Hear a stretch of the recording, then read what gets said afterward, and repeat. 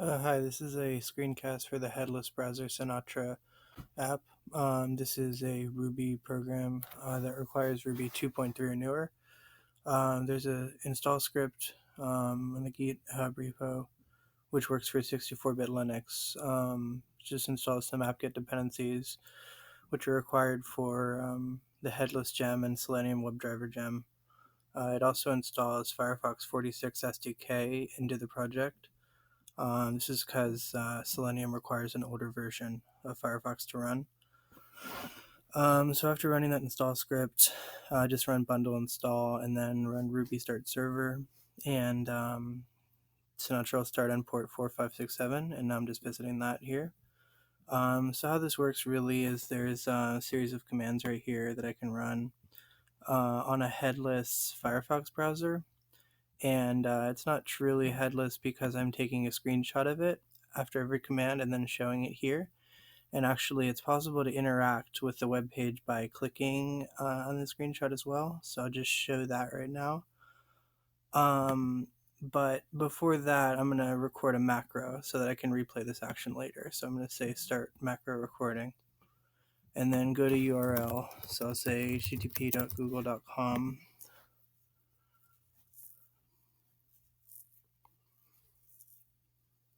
And there's Google. This is actually just a screenshot, but I can click on it as if it's right there in front of me. For example, I'll click on the input box right here. And I've actually added some script to the page so that when I click an input, it gets colored red. And I can send text to the input. Just send Selenium string right now. And it'll search for that. And since Google has JavaScript running, it actually searches as soon as I type. And I'm just going to show how to run arbitrary JavaScript in the page.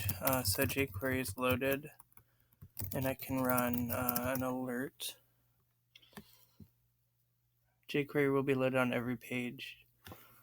And Selenium would ideally just show the alert right in the middle of the screenshot, but it doesn't do that. So I've added this step to handle the alert. So there's no way to know if it's an alert, a prompt, or a confirm, as far as I'm aware. So adding text wouldn't really make sense, but I can confirm or deny it. And if I don't do that, and say I try and refresh the browser, there will be an error saying that I didn't handle the alert. So I'll just show what happens if I do handle the alert.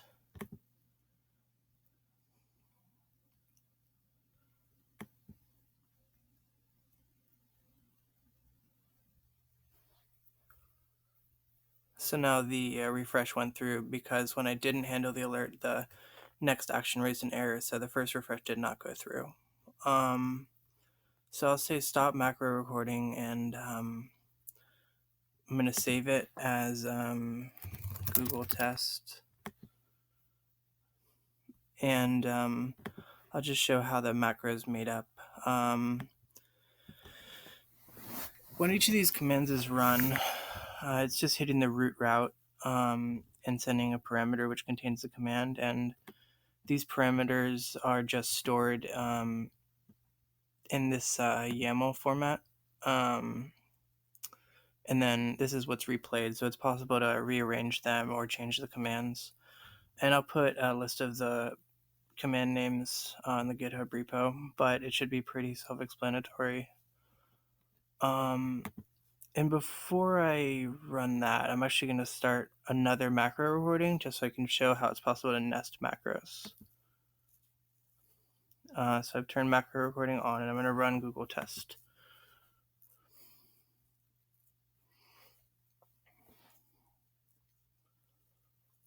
Okay, now it's going through each command one by one.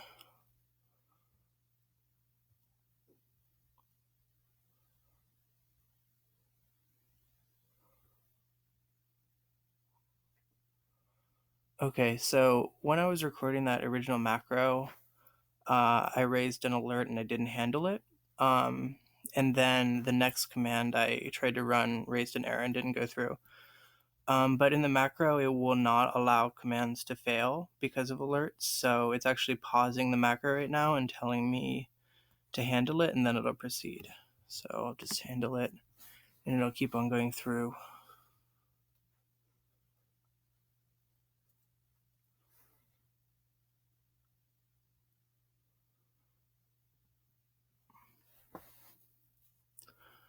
Okay, so this second alert that I raised, I immediately handled that alert when recording the original macro. So when replaying it, it does not pause because it checks the next command to make sure that the alert is handled.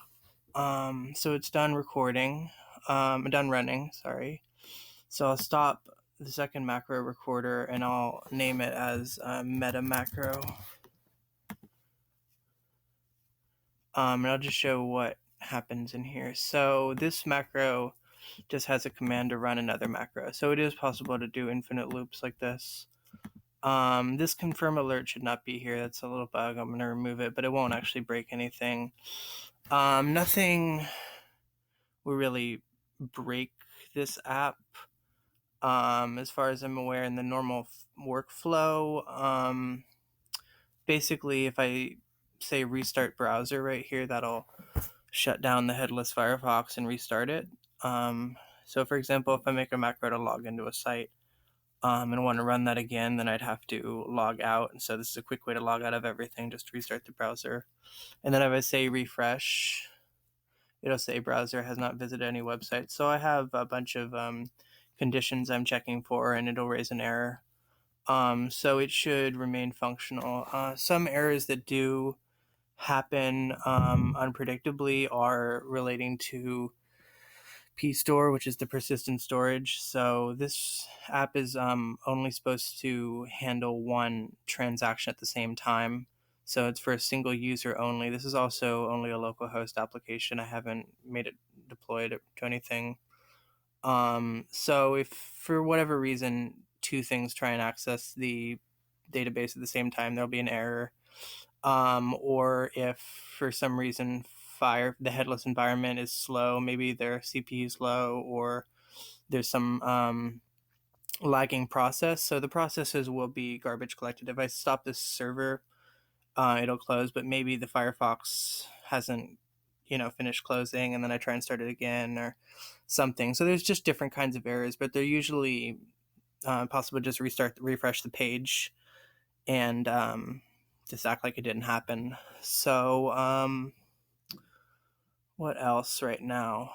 I'd like to eventually add the ability to save text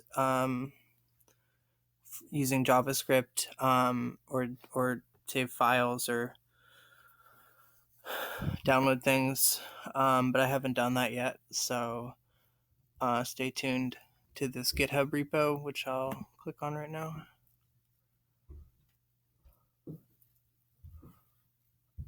All right, thanks for watching.